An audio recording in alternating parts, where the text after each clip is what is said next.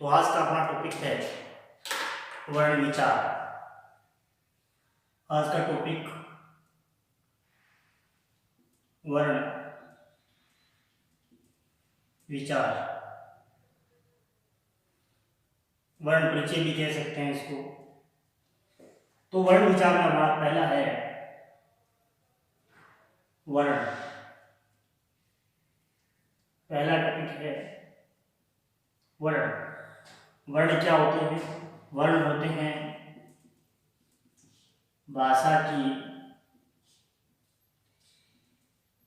सबसे छोटी इकाई, सबसे छोटी इकाई जिसके जिसके टुकड़े न किए जा सके, न किए जा सके। यानी भाषा की सबसे छोटी इकाई जिसके टुकड़े नहीं कर सके। टुकड़े नहीं कर सके इसका मतलब क्या देखेंगे। जिसे मान लीजिए अपने पास शब्द है कमल। अब इस कमल के अगर टुकड़े करें, बांटे, इसको तीन किए, लेकिन ये अभी छोटी इकाई नहीं है। ये छोटी इकाई नहीं है, इसके टुकड़े किए जा सकते थे। ये भी छोटी इकाई नहीं है, इसके भी टुकड़े किए जा सकते हैं। क्या किए जा सकते हैं? जैसे क में ए, म में ए, ल में अ। अब ये एक प्रकार से समूह बन गया। 1 2 3 4 5 6। यह छह इकाइयां भाषा की सबसे छोटी इकाई है। अब इनके टुकड़े नहीं किए जा सकते। जैसा का था, इसके टुकड़े किए जा सकते थे क्या और ए में, के और ए के टुकड़े नहीं किए जा सकते।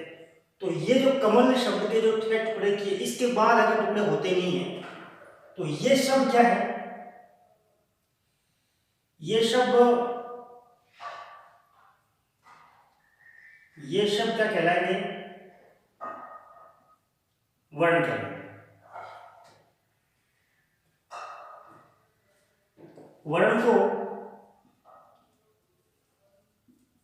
को अक्षर भी कहते हैं। अक्षर भी कहते हैं। अक्षर का मतलब इन्हें अक्षर क्यों कहते हैं? अक्षर का मतलब न शर्ती, न शर्ती, न मन नहीं, शर्ती मैंने विनाश होना, विनाश नहीं हो, जिसका विनाश नहीं हो, जिसके टुकड़े नहीं हो, वह वर्ण। तो ये अपने वर्ण की परिभाषा है। अब वर्णमाला। वर्णमाला यानी दुनिया की कोई भी भाषा हो, उसकी एक निश्चित वर्णमाला होती है जिससे शब्दों का निर्माण होता है, वाक्यों का निर्माण होता है, उससे फिर अनुच्छेद, गद्यांश बनते हैं, वो आगे की प्रक्रिया चलती रहती है। तो यहाँ वर्णमाला, अपने संस्कृत की बात चल रही है, जो संस्कृत की वर्णमाला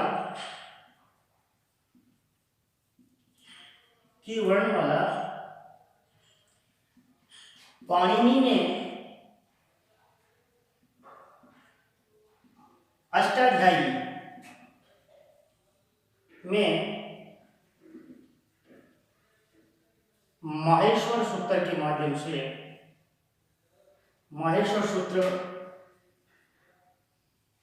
के माध्यम से बताई है। माहेश्वर सूत्र के माध्यम से किसने बताई? पाणिनि ने। पाणिनि कौन? संस्कृत का महान व्याकरण है। इन्होंने एक ग्रंथ लिखा था व्याकरण का, अष्टाध्यायी। उस अष्टाध्यायी में एक माहेश्वर सूत्र बताया था, उस माहेश्वर सूत्र के अंदर संस्कृत की वर्णमाला बताई है। तो अब अपन इसमें देखते हैं माहेश्वर सूत्र। माहेश्वर सूत्र, माहेश्वर सूत्र कितने हैं, कौन कौन से, कैसे उसमें वर्ण है, वो अपन अभी देखते हैं। तो देखिएगा, पहला है अ ई उ, है ना। दूसरा है री ली क। तीसरा है अ ओ अंग। चौथा है ऐ औ च। अब इन चारों में स्वर का वर्णन है। इन चारों में स्वर बताए, यहां से लेकर वहां तक सारे के सारे स्वरों का वर्णन इन चार के अंदर पाणिनि ने किया है, चार माहेश्वर सूत्रों में, पहले चार माहेश्वर सूत्र के अंदर।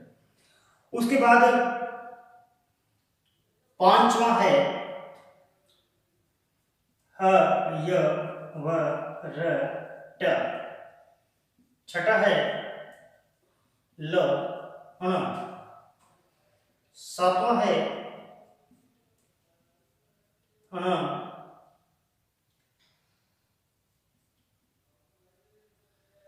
अण अय। पांचवा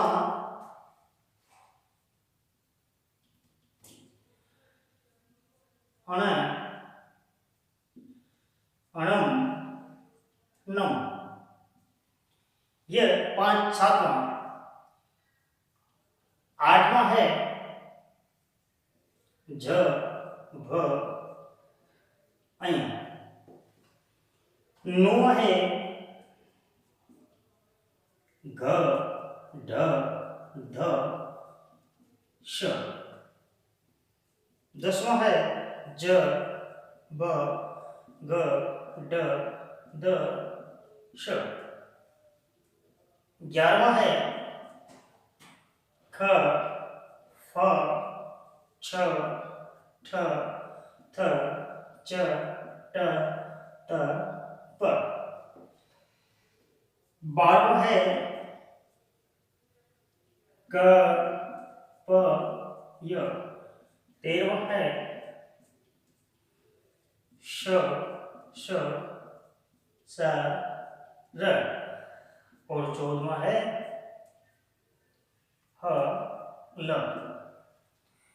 अब यहां ध्यान दीजिए, एक बात तो यह ध्यान देनी है, ये चार तो स्वर हो गए, 5 से लेके 14 तक हल यानी व्यंजन है। इनके अंदर दो है आए हुए, तो ये और एक ही। तो ये जो है वो शामिल नहीं होगा वर्णमाला में, क्योंकि ये सूत्र बनाने के लिए उन्होंने काम में लिया है। इससे आगे प्रत्याहार बनेंगे उसके लिए काम में आता है, बाकी यहाँ ये काम में नहीं आता, ये काम में आता है। तो यहाँ देखिएगा, ये यहाँ तक ये अंतस्थ हो गए, ये पंचम वर्ण हो गए, ये यहाँ से लेके यहाँ तक चतुर्थ वर्ण है, ये तृतीय वर्ण है, ये द्वितीय वर्ण है, यहाँ तक द्वितीय, यहाँ से प्रथम वर्ण है, ये ऊष्मा है। इस प्रकार से पहले स्वर, फिर अंतस्थ, फिर 5 4 3 2 1, उसके बाद ऊष्म वर्णों का इन्होंने संयोजन किया रखा है। तो ये माहेश्वर सूत्र जो कि पाणिनि ने समझाया था, इसमें पहले स्वर लिए, फिर अंतस्थ लिए, पंचम वर्ण, चतुर्थ वर्ण, तृतीय वर्ण, द्वितीय वर्ण, प्रथम वर्ण, ऊष्म। अब आगे इसी को थोड़ा और देखते हैं कि ये माहेश्वर सूत्र काम कहाँ आता है। अपने माहेश्वर सूत्र लिख तो लिया, ये तो वर्णमाला हो गई, लेकिन इसको काम कैसे लेंगे, सीधा भी तो लिख सकते जैसे हिंदी में लिखते हैं, इस प्रकार ही क्यों लिखा, तो ये काम कहाँ आएगा, तो वो ध्यान दीजिए। एक शब्द होता है प्रत्याहार। प्रत्याहार ये दो वर्ण का अंश, दो वर्णों का एक अंश है जो वर्ण समूह का सूचक है।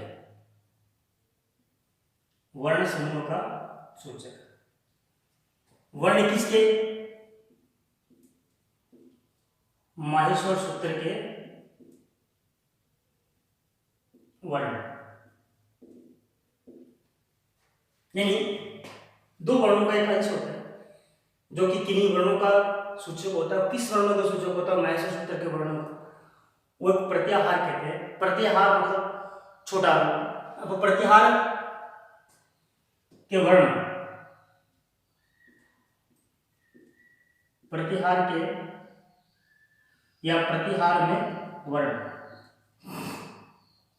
तो क्या करना है? प्रत्याहार के प्रथम वर्ण को माहेश्वर सूत्र के पहले या बीच में, यानी प्रत्याहार का जो प्रथम वर्ण है वो माहेश्वर सूत्र के पहले या बीच में ढूंढना है। फिर प्रत्याहार का अंतिम वर्ण माहेश्वर सूत्र के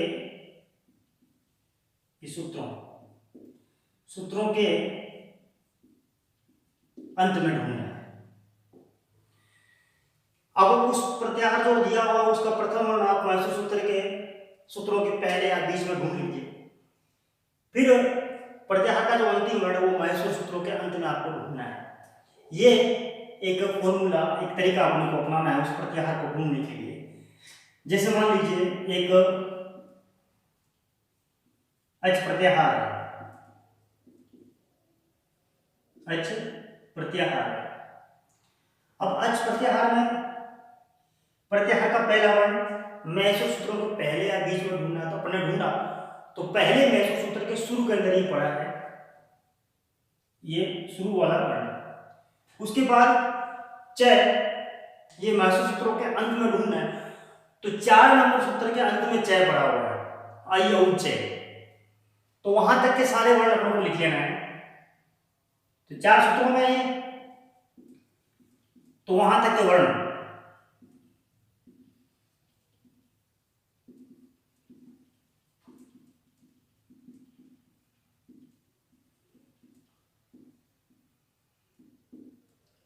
ये यहां तक के वर्ण लिख लिए। अब जो माहेश्वर सूत्रों के जो अंतिम वर्ण रहते हैं, माहेश्वर सूत्रों के जो अंतिम वर्ण, यानी माहेश्वर जो सूत्र है, माहेश्वर सूत्रों के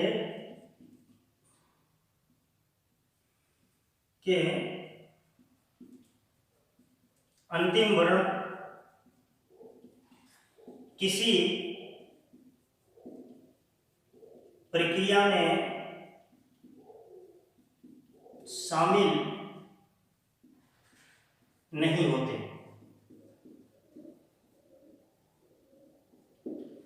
किसी प्रक्रिया में शामिल नहीं होते तो मतलब ये जो 4 सूत्र अपन लिखे, अच प्रत्याहार के अंदर 4 सूत्र आते हैं, तो इनके अंतिम वर्ण इस प्रक्रिया में शामिल नहीं होंगे, इसको छोड़ देंगे। तो जो अच प्रत्याहार है, इस अच प्रत्याहार के वर्ण कौन से हो जाएंगे? ए, ई, उ, री, ए, ओ, ऐ, औ, ये 9 वर्ण अच प्रत्याहार के अंदर है। इसी प्रकार एड एक प्रत्याहार है, इसके अंदर ए, ओ वर्ण। इसी प्रकार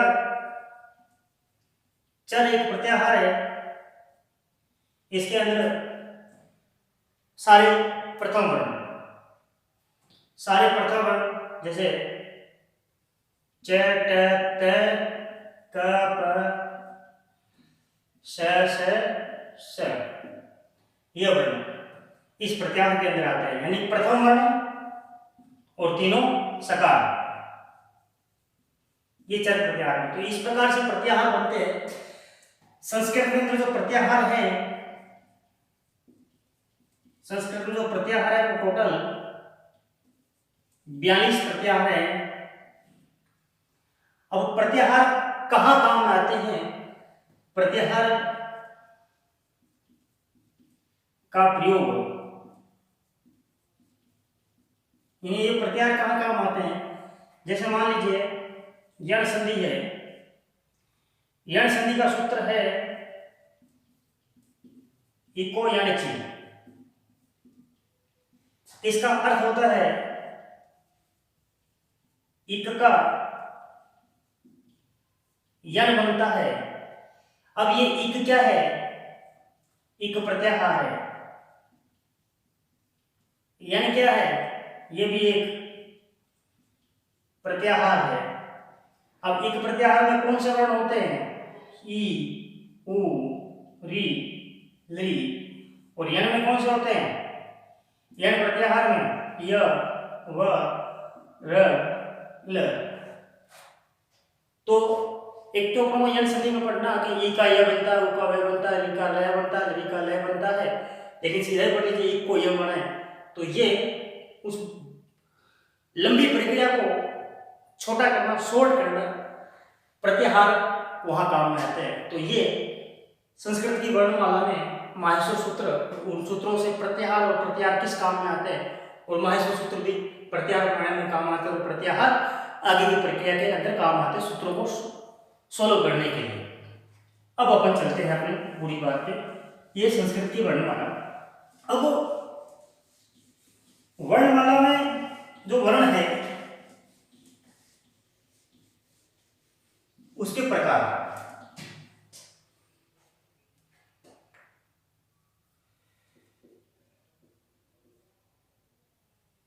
वर्णों के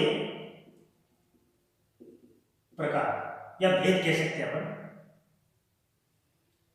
पहला है स्वर।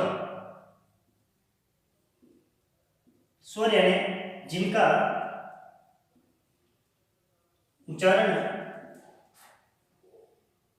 बिना किसी सहायता के, बिना किसी सहायता के स्वतंत्र रूप से हो, वो होते हैं स्वर। जो कि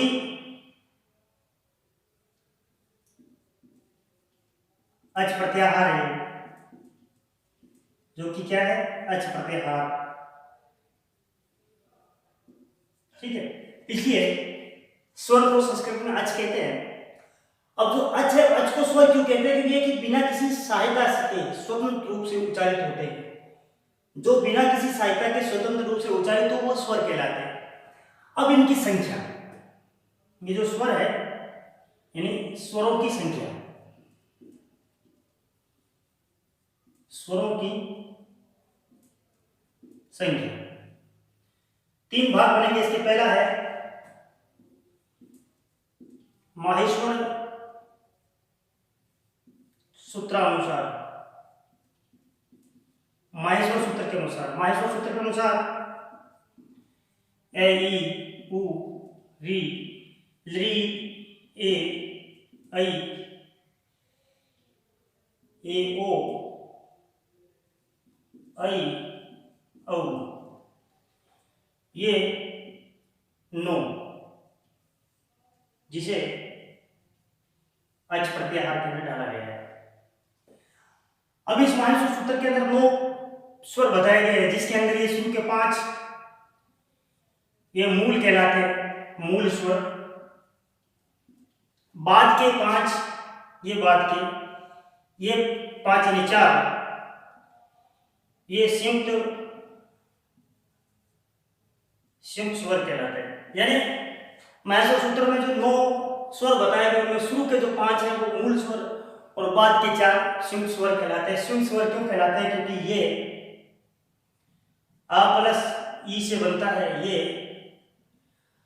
आ प्लस ऊ से बनता है, ये आ प्लस ए से बनता है और यह आ प्लस ओ से बनता है। यानी ये 2 स्वरों से मिलकर बने हैं, इसलिए ये संयुक्त स्वर कहा जाता है। तो ये माहेश्वर सूत्र के अनुसार स्वरों की जो संख्या वो है 9। अब इसका दूसरा भाग है पाणिनि के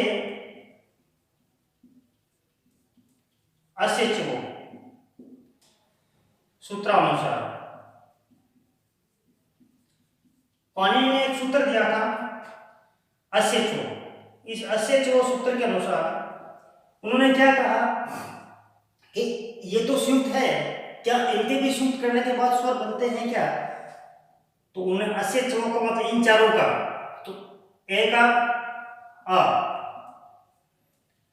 ई का दीर्घ ई, ऊ का दीर्घ ऊ और री का दीर्घ री। असेचवो सूत्र के अनुसार इन चारों के भी इन चारों को संयुक्त करने से और व्यंजन बनते हैं। तो उन्होंने 4 संख्या और बताई, तो इन्होंने 4 संख्या और बताई, तो टोटल संख्या यहाँ असेचवो सूत्र के अनुसार कितनी हो गई? 13 हो गई। तीसरा प्रकार स्वर की जो संख्या है उन संख्या में तीसरा प्रकार कौन सा है? वो तीसरा है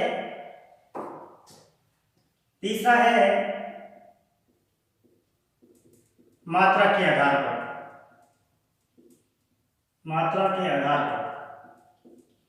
तो मात्राएं हर्ष मात्रा, दीर्घ मात्रा, पलुत मात्रा, 3 प्रकार की मात्रा रहती है। हर्ष मात्रा में मूल स्वर जो है वो हर्ष मात्रा के अनुसार रहते हैं। ये जो मूल स्वर है उन्हें हर्ष स्वर भी कहा जाता है। दीर्घ के अंदर इनसे जो मिलके बनते हैं वो दीर्घ,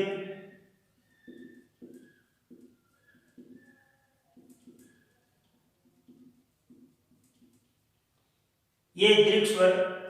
तो हर्ष तो हुए 5, दीर्घ हुए 8। पलुत स्वर जिनका उच्चारण दीर्घ स्वरों से थोड़ा ज्यादा समय लगे, तो यानी इनके आगे 3 संख्या का निशान लगा दें तो वह प्लुत बन जाता है। आ, ये प्लुत 3 जो अंक का निशान है वो दीर्घ में ही लगेगा। ऊ, री, ए, ओ, आई, औ। यहां पलुत को भी, लरी को भी पलुत मान लिया जाता है। तो लरी को यदि पलुत नहीं माने तो संख्या रहती है 8, और यदि मान ले तो हो जाती है 9। तो यहां मात्रा के आधार पर स्वर कितने हुए? 13, 8, 21 या 22। तो इन 3 भागों में जो स्वरों की संख्या है वो निकल के आई 9, 13, 21 या 22। ये 3 संख्या हमारे पास निकल के आती है। हमें कौन सी माननी है? ऑप्शन में देके पूछे तो वो तीनों एक साथ नहीं पूछेगा। 9 दिया है तो 9, 13 दिया तो 13, 21 या 22 दिया तो 21 या 22। प्रक्रिया के अंदर पूछे पाणिनि के अनुसार या संस्कृत व्याकरण के अनुसार स्वरों की संख्या कितनी होती है, तो वो 21 या 22 होती है। तो ये था वर्णों के भेदों में पहला जो स्वर है वो कितने होते हैं, किस आधार पर होते हैं, वो अपन ने पढ़ा है। अभी अपन पढ़ेंगे दूसरा प्रकार, दूसरा भाग वर्णों का जो प्रकार है वो यानी हल। हल यानी व्यंजन जिसको अपन कहते हैं। तो वो व्यंजन इसका अर्थ होता है जो स्वरों की सहायता से उच्चारित हो। यानी जो स्वर है वो तो बिना किसी सहायता के स्वतंत्र रूप से उच्चारित होते हैं, लेकिन जो व्यंजन है वह स्वरों की सहायता से उच्चारित होते हैं। व्यंजन स्वरों की सहायता से उच्चारित होने वाले को व्यंजन कहते हैं। और ये भी एक प्रत्याहार है जो किस प्रत्याहार में, हल प्रत्याहार के अंदर आता है।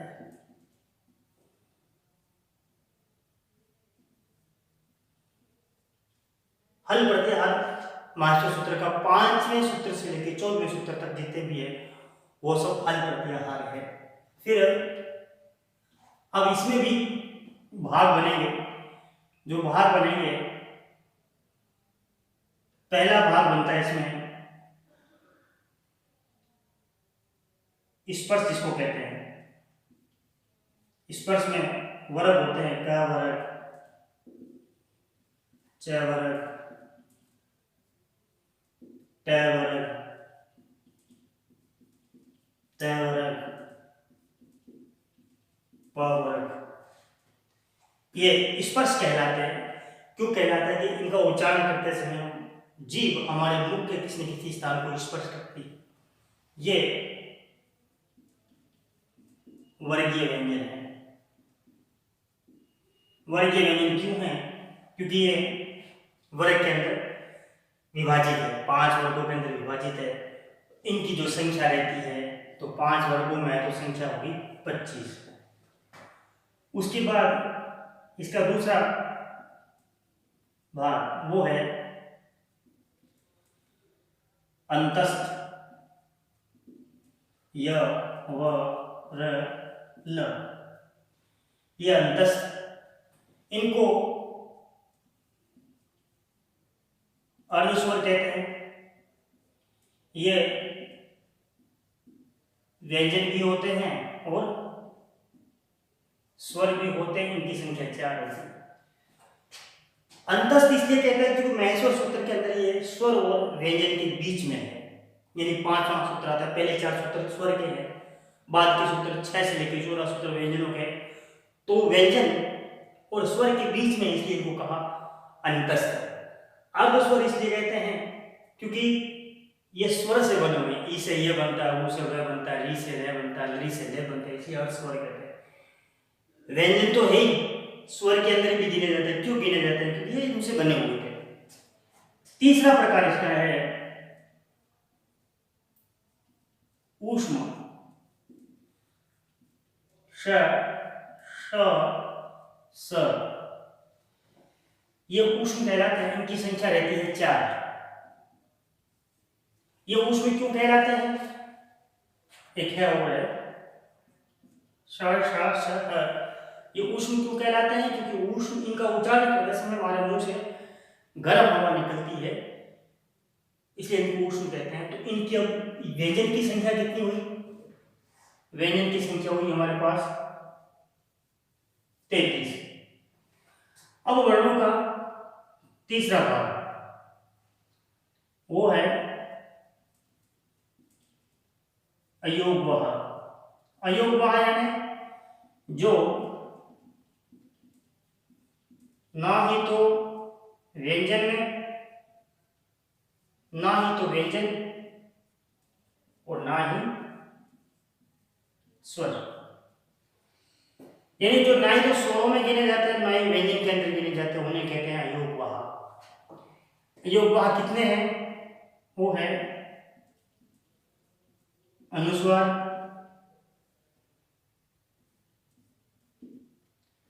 विसर्ग,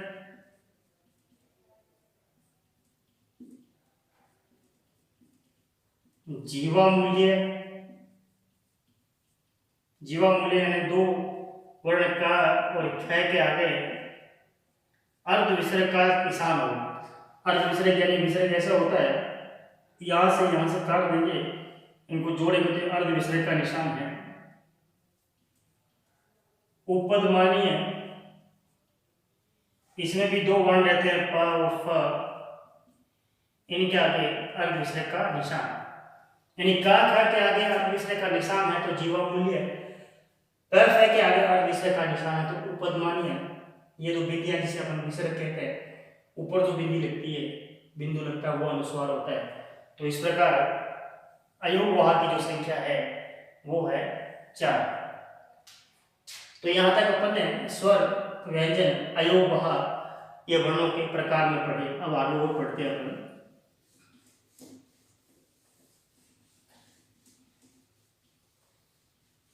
आगे है प्रकार नंबर 4। 4 नंबर में है यम। यम वर्ग के प्रारंभिक 4 वर्णों के बाद पंचम वर्ण हो तो पूर्व वर्ण की आवर्ती होती है। पूर्व वर्ण की आवर्ती, पहले वाला वर्ण वापिस वैसा का वैसा आता है, आवर्ती होती है। आवर्ती हो तो यम होता हो। कैसे होता है, जैसे लिखा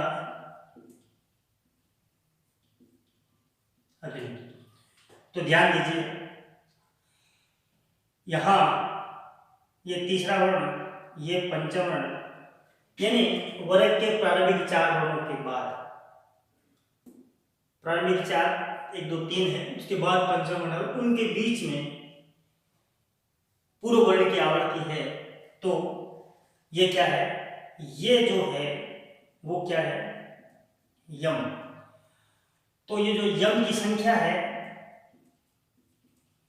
यम की संख्या 4 है। ये जो यम है वैदिक संस्कृत में प्रयोग होता था। वैदिक संस्कृत में इसका प्रयोग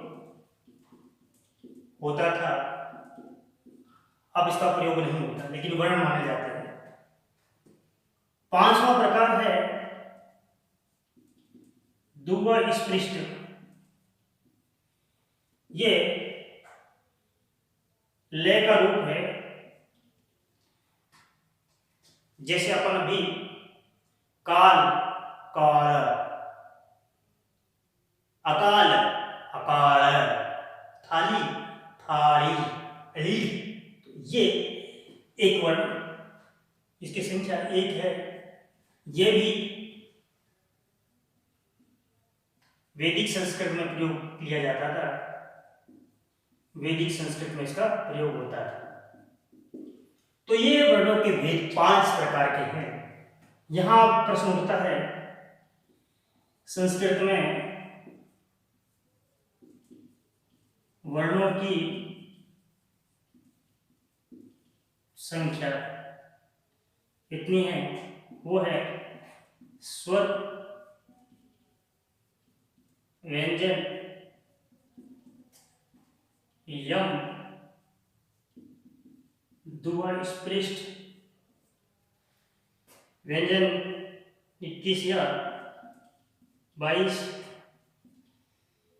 स्वर 21 या 22, व्यंजन 33, यम 4, दुव्वा स्पृष्ट 1। अब इनको जब जोड़ेंगे तो 21, 33, 54, 58, 59। अपन अभी जो पढ़े 4 प्रकार के इनको अयोग वहा, एक अपन भूल गए, इनके अंदर तीसरा प्रकार अपन भूल गए, वो यह है अयोग वहा प्लस यम प्लस दुआ स्पृष्ट। तो अयोपह 4, यम 4, दुआ स्पृष्ट 1। अब इनको जब जोड़ेंगे 21, 33, 54, 4 58, 4 52, 63, 63 या 64। ये संख्या संस्कृत में वर्णों की मानी जाती है।